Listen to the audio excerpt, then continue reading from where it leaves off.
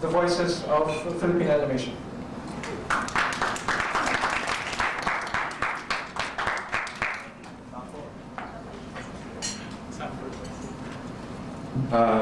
Good morning. How are you? Are you already full or food? So anyway, of course we're going to discuss about the art of voice acting in animation.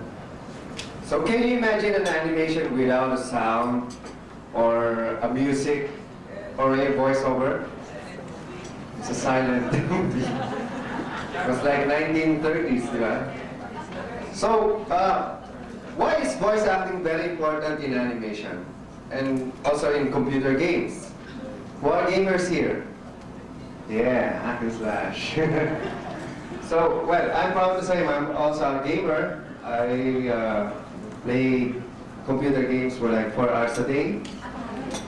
And I'm also proud to say that I'm part of one of the first Filipino full-length Disney animation style in the Philippines, which is to be patrolled by our very own Grace Limaranan of Top Pick Animation.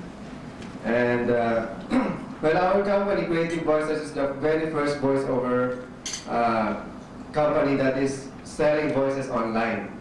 So right now we have done thousands of projects like TV and radio commercials, Japanese anime, original content animation, computer games, podcasting, etc. And right now, our company, Creative Voices Productions, is podcasting all the candidates for this election for Inquirer.net. So you can visit www.inquirer.net and you can listen to them, to their platform and other projects for the Filipino. So kung gusto niyo siyang iboto, you will hear them online. So without further ado, we got my partner Brian Matthew Lixan, one of the best DJ and voice talent in the country, will talk about the art of voice acting. Okay, Brian?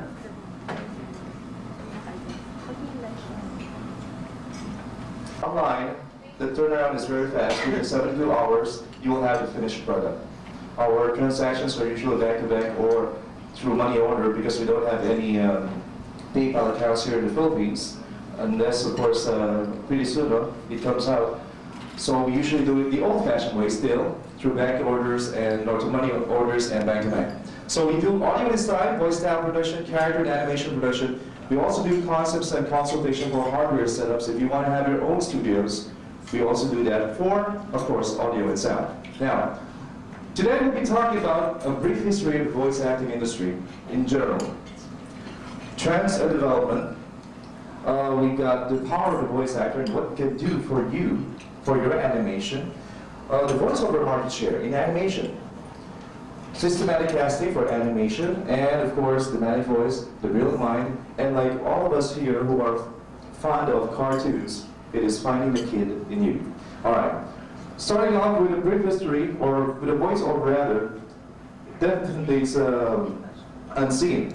Alright, a voiceover is a performance of one or two or more unseen voices for communicating a message.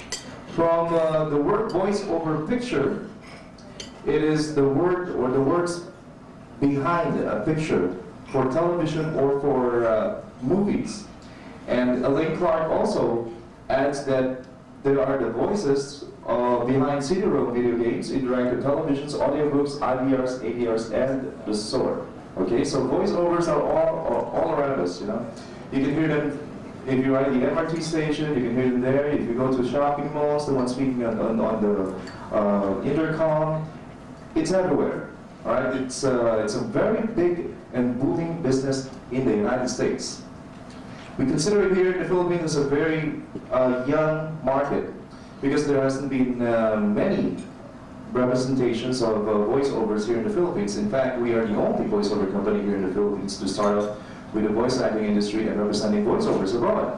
There are factions, there are groups, there are certain people out there that work for companies, but still, they are individuals and producers alike for maybe an audio production, but not for a voiceover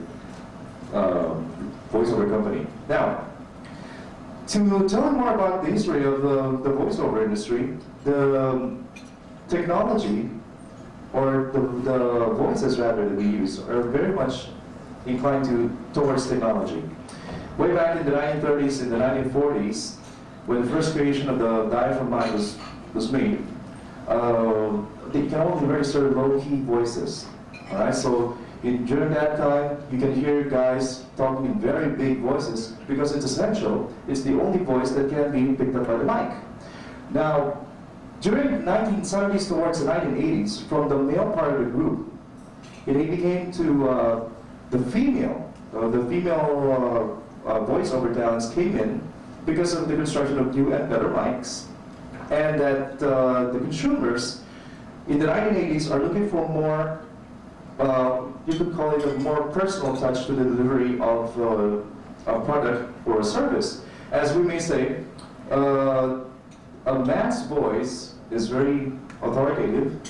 A female's voice for voiceover is more convincing. So it depends on your product, of course. If you have a shampoo product, you can't have a guy promoting your shampoo because, you know, it's kind of weird. Unless, of course, the guy has a very long hair. Okay. Now, moving on with our presentation, we've got the following trends and developments in the voiceover industry. Before, it's dominated actually by the male voiceover talent. All right, about 95% of all performances way back in the 1970s and the 1980s are dominated by men, and in the mid-1980s to the 90s, then the female came in. All right, there are new and better opportunities for voiceovers here and abroad because of online applications, website intros, and games like that. Screen actors are taking interest in the voiceover industry because the payout is much, much higher, and the rewards are better because if you're an actor for a stage, or for example on screen, you'll have to spend a lot of time fixing yourself up. You know, you have to spend a lot of time memorizing the lines and rehearsals and stuff like that. But if you are a good voice actor and an actor at the same time, like Robin Williams, he started out as a voice actor before he became an actor.